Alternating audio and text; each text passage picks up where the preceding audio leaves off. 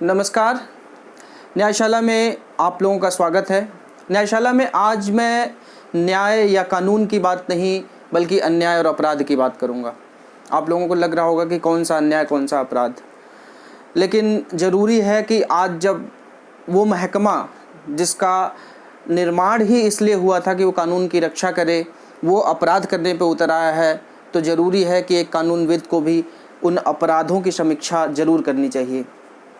मैं न्यायशाला की शुरुआत, आज के इस एपिसोड की शुरुआत सरकार मूवी के उस डायलॉग से करना चाहूँगा जिसमें राम गोपाल वर्मा ने एक डायलॉग डाला है कि किसी का कत्ल करना अपराध है पर किसी का कत्ल सही समय पर करना राजनीति है। आप समझ गए होंगे कि मैं क्या कहना चाह रहा हूँ। आज पिछले 4-5 दिनों से जब भी आप सुबह टीवी का रिमोट से टीवी ऑन करते होंगे तो आपको एक खबर दिखाई देती होगी। पूरे दिन वो खबर चलती है कि फलाना एनकाउंटर में मारा गया, फलाना एनकाउंटर में मारा गया।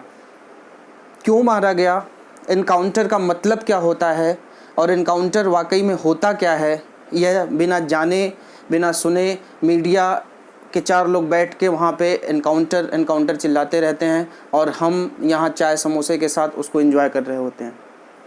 हम किसकी बड़ाई कर रहे हैं, किस पुलिस की प्रशंसा कर रहे हैं, किस पुलिस की प्रशंसा में कसीदे पढ़ रहे हैं? उसी पुलिस की जिस पुलिस को जब हमारा मोबाइल चोरी हो जाता है, हमारा पर्स चोरी हो जाता है तो हम थाने में जाते हैं और FIR तक नहीं लिखी जाती। एक FIR लिखवाने के लिए हमें 10 पापड़ बेलने पड़ते हैं, 10 लोगों से फ़ोन कराना पड़ता है। उसके बाद भी जब वो FIR करता है तो जाते समय आपसे कहता है कि अरे FIR का खर्चा तो देते जाओ। उस FIR जिसकी वो जिम्मेदारी है, जिसका कानूनन वो जिम्मेदार है कि FIR आपके लिखे, उस FIR को लिखने के लिए भी वो आपसे 100 रुपये जाते जाते ले लेता है।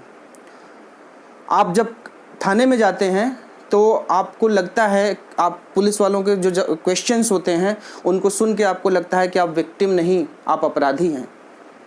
आप रात में 9 बजे के बाद सड़क पे मिल जाइए किसी पुलिस वाले को, क्यों घूम रहे हो, कहाँ घूम रहे हो, माँ का क्या नाम है, बाप का क्या नाम है, जेब में क्या है, क्यों यहाँ पे घूम रहे हो, क्या कर रहे हो।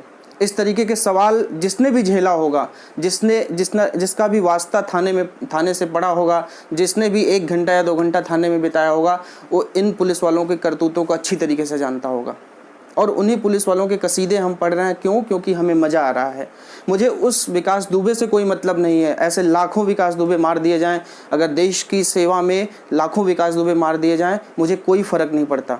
लेकिन मुझे फ़र्क तब पड़ता है जब कानून की रक्षा करने वाला अपराधी बन जाता है। एक अपराध को ख़त्म करने के लिए जब एक कानून का रक्षक अपराधी बन जाता है। ठीक है, आप उसने मारा, 8 पुलिस वाले शहीद हुए, पूरा देश आप लोगों के साथ है, लेकिन उसके उपरांत उसके प्रतिरोध में आप किसी की जान नहीं ले सकते। वो भी आप फेक एनकाउंटर दिखा के आप किसी की भी जान नहीं ले सकते। आप चाहे कोई भी अपराधी हो, article 21 clearly right to life and right to life with dignity की बात करता है। सुप्रीम कोर्ट ने भी आर्टिकल 21 को डिफाइन करते हुए कहा है कि no one can be deprived from his or her life without adopting due procedure established by law. Clearly article 21 को डिफाइन करते हुए सुप्रीम कोर्ट ने कहा है। कोई भी हो, अगर इस देश में अदालतें क्यों स्थापित करी गई, इस देश में इतनी सारी अदालतें क्यों हैं? इसीलिए कि देश में rule of law should prevail, rule of police should not prevail. हम यहाँ रूल ऑफ लॉ के शासन में जी रहे हैं, रूल ऑफ पुलिस के शासन में नहीं जी रहे हैं। एक बात और, मैं एनकाउंटर की बात हो रही है तो एनकाउंटर की बात मैं आप लोगों को और थोड़ा सा इसको ब्रीफ में बताना चाहूँगा कि आखिर एनकाउंटर होता क्या है। क्या कोई ऐसा कानून IPC का, CRPC का आर्टिकल, संविधान का कोई भी आर्टिकल के लिए किसी पुलिस वाले को अधिकार देता है क्या कि आप किसी भी अपराधी का या फिर किसी भी आमजन को उठा के आप गोली से मार दें और कह दें कि हमने एनकाउंटर कर दिया? पहली बात तो एनकाउंटर का मतलब होता है मुठभेड़। मुठभेड़ मतलब कि 2 तरफ से गोलियां चल रही हों, पुलिस वालों की तरफ से भी गोलियां चल रही हों, अपराधियों की तरफ से भी गोलियां चल रही हों, और उसमें कोई भी मारा जा सकता है, पुलिस वाला भी मारा जा सकता है या अपराधी भी मारा जा सकता है। एनकाउंटर का मतलब ये नहीं होता कि आप किसी को भी ये बता दें, एक फिल्मी डायलॉग बता दें, एक फिल्मी सीन क्रिएट कर दें और आप कह दें कि वो मारा गया।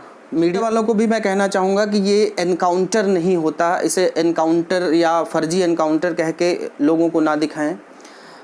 ये किसी भी आम आदमी को या फिर पुलिस वालों को एक अधिकार होता है, जो कि मैंने पिछले सेशन में बात करी थी, राइट टू डिफेंस की, जो IPC 96 से लेकर 100 जो है वो हमारा डिफ़ाइन करता है, जिसमें IPC 96 क्लियरली बात करता है राइट टू प्राइवेट डिफेंस की, और उसमें क्लियरली ये लिखा हुआ है कि nothing is an offence which is done in the exercise of the right of private defence. तो उसी का प्रयोग पुलिस करती रहती है। फर्जी एनकाउंटर, बहुत सारे एनकाउंटर हुए, बहुत सारे मामले आपने देखे होंगे, कोर्ट में जब जाता है मामला तो ये साबित हो जाता है कि ये सारे फर्जी एनकाउंटर थे। तो उसी का हवाला देकर पुलिस जो गोलीबारी करती है, पुलिस जो गोली से मारती है अपराधियों को, या फिर उनका जब भी मन करता है किसी को भी गोली मार देते हैं, तो यही IPC 96 के तहत, जो कि एक आम आदमी को भी अधिकार है और पुलिस वालों को भी अधिकार है। दूसरा, एक और सेशन में मैंने आपको बताया था CRPC 46(2) के तहत भी उसमें हालांकि सीधा कुछ भी नहीं लिखा है, कहीं भी नहीं लिखा है एनकाउंटर की बात, पर CRPC 46(2) भी बात करता है कि if such person forcibly resist to endeavor to arrest him or attempts to evade the arrest, such police officer or another person may use all means necessary to effect the arrest। मतलब अगर कोई अपराधी है, वो आप उसको arrest करने गए हैं और वो आपका सहयोग नहीं कर रहा है, तो आप उसको अरेस्ट करने के लिए आप कोई भी हथकंडा अपना सकते हैं। अब यहाँ कोई भी, जहाँ जो एक शब्द है यहाँ पे कि मे यूज़ ऑल मीन्स, अब ऑल मीन्स को पुलिस अपनी तरीके से डिफ़ाइन करती है, और उसमें यह भी दिखाती है कि हम इनको गिरफ़्तार करने गए और इन्होंने गोलीबारी शुरू कर दी, और गोलीबारी के उपरांत हमने जो है इनको गोली मार दी। और हमारी तरफ भी एक आध दो लोगों को, जैसे आपने मूवीज़ में देखा होगा अक्सर कि एक पुलिस वाले को थोड़ी सी चोट पहुंचा दी जाती है कि इन्होंने गोली मारी और हमने सेल्फ डिफेंस में जवाबी कार्रवाई करते हुए इस फलाने अपराधी को मार गिराया। चलिए मैं इसकी बात कर लेता हूँ, इसकी बात मैंने आपसे करी। अब आप ये बताइए कि किस अधिकार से और किस कानून के तहत उसके घर वालों को पुलिस उठा ले जा रही है, उसके 12-15 साल के बच्चे को घुटनों पे टिका के पुलिस कार्रवाई कर रही है, उसकी फ़ोटोज़ सब जगह आप लोग देख रहे होंगे। आखिर ये कौन सा कानून है, ये कौन सा आपका कानून है, ये कौन सा न्याय है? ठीक है, वो अपराधी था, मैं मानता हूँ, हर कोई मानता है अपराधी है, उसको सज़ा मिलनी चाहिए थी, जो कि किसी इलीगल तरीके से मिली, लेकिन सज़ा मिली।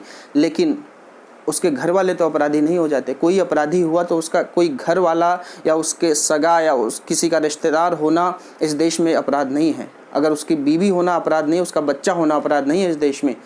तो मैं सिर्फ आप लोगों से यही बात कहना चाहता हूँ कि आप पुलिस की इस अपराधीकरण को प्रशंसा मत करिए, क्योंकि यह वाकया, जब पुलिस अगर इस तरीके से बर्बर हो गई, पुलिस ऑलरेडी इतनी बर्बर है, पुलिस ऑलरेडी लोगों के प्रति कितनी सहनशील है, आप लोगों को अच्छी तरीके से पता है। अगर आप इस तरीके से इन पुलिस वालों के कार्यों की प्रशंसा करते रहे, इलीगल कार्यों की आप प्रशंसा करते रहे, तो वह दिन दूर नहीं जब देश में कानून का नहीं पुलिस का शासन होगा। और जिस दिन पुलिस का शासन होगा उस दिन आप अपने तरीके से ना जी पाएंगे, ना बोल पाएंगे, और ना ही किसी को कुछ कह पाएंगे। बस आप लोगों से यही मेरी विनती है, यही आप लोगों से प्रार्थना है। न्यायशाला के सेशन को आप लोग देखिए, ज़रूर देखिए, पूरा देखिए और समझिए मैं क्या कहना चाह रहा हूँ। और आप लोगों का प्यार मुझे इसी तरीके से मिलता रहे इस सेशन में। बस इतना ही, धन्यवाद।